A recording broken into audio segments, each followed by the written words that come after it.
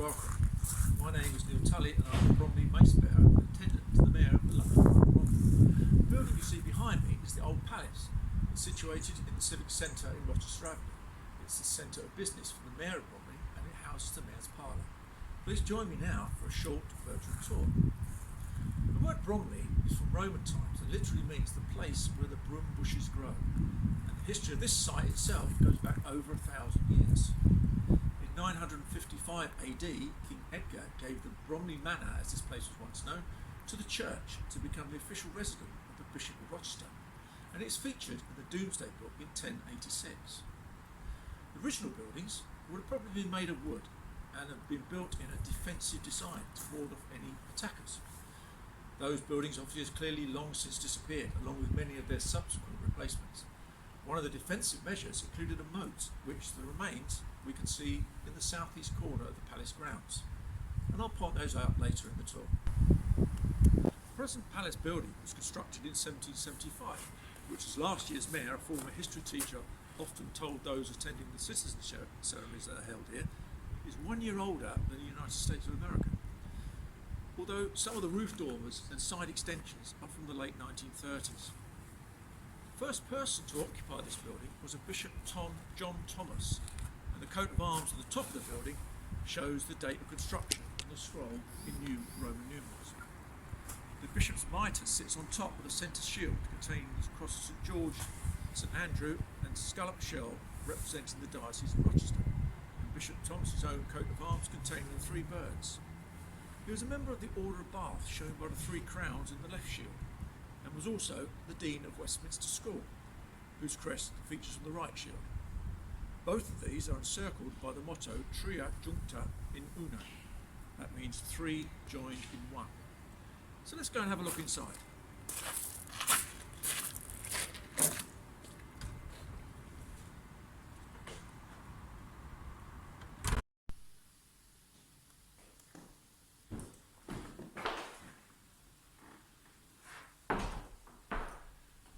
As you enter the main door, you're greeted by a magnificent wooden panelled hallway and sweeping staircase, filled with many rich carvings. In 1963, some of these panels were taken down for restoration. Behind one of them was found a document from the former carver and joiner stuck to the back of it. It was dated the 26th of November 1870, and it bore the signatures of the butler, the cook and the coachman who worked for the Coles-Child family, the owners of the building at that time. Mr. Coles-Child was a businessman and entrepreneur, making his money from farming and brickmaking. He bought the building from the church during the 1840s. He died on the 16th of January 1870 and is buried in Bromley Parish Church, and there's an obelisk that marks the spot in the graveyard near the corner of Titty Way. The walls here are now adorned with the names of Bromley's freemen, aldermen and former mayors. And as you can see, there are some very famous names amongst them: Winston Churchill, Harold Macmillan, Robin Knox-Johnson, just to name a few. This plaque denotes a more recent use of the building, and in 1933 it was bought by the British and Foreign School Society, and it was used as the home of Stockwell College, where it was used for teacher training up until 1980. In 1982 it became the Civic Centre. The original ground floor would have consisted of a kitchen, a library, a drawing room, a dining room, an office and a chapel. Most of the original design features are preserved, although sadly the chapel was gutted by fire in the 1960s. It is now just an office building. As we ascend this beautiful sweeping staircase which surrounds this lovely hanging chandelier, we get a much better look at the wooden carvings that surround the hallway. Many of these contain animals that, rumour has it, were sometimes kept in the grounds of the palace by the Victorian owners. One such carving fascinates me because it seems to be a bit more of a recent addition. Is this crocodile here? Now, as was the fad back in the Victorian days to keep exotic pets, who knows, maybe they kept a crocodile and it would look very much at home in what remains of the moat.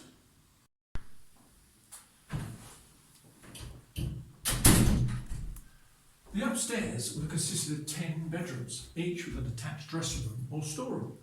There was a schoolroom and a staff dormitory that slept 6. Whilst down in the basement there would have been wine and beer cellars, fuel stores, larders and boot rooms. 2 of the first floor bedrooms and storerooms are now served as the Mayor's Parlour, And there's the sitting room and the support staff offices. Let's go.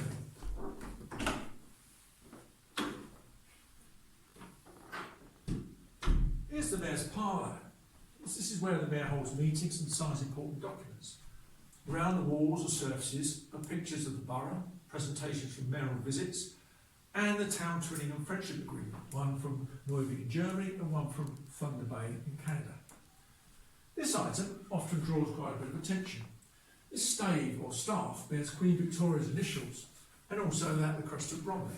It's something that one of my predecessors would have carried. But whilst it would have had a great defensive property, it is believed to have been more employed in a crowd control role. The visitors book for the Mayor's office contains some very illustrious signatures. For instance, we have Her Majesty the Queen. We're now standing in what used to be the original kitchen of the Bishop's Palace. It's very ornate now and it's used for weddings with its beautiful marble fireplace. The three rooms here are connected to the dining rooms and drawing rooms at the end by hidden doorways and a corridor that runs along the back. This was to allow the servants to reach the kitchen from the dining room without having to use the main corridors or hallways. Having walked through what was the old library of the Mayor's Palace, we're now into what is now known as the Chairman's Room. Now, back in the Bishop's days, this was called the drawing room. Across the corridor is another office, which would have been the dining room, and that's where the guests would have been entertained over dinner, which the ladies would retire into here, the drawing room, leaving the gentlemen in the dining room to smoke cigars, drink port and perhaps tell dirty jokes, whilst the women would sit in here and would probably drink port, smoke cigars and tell dirty jokes.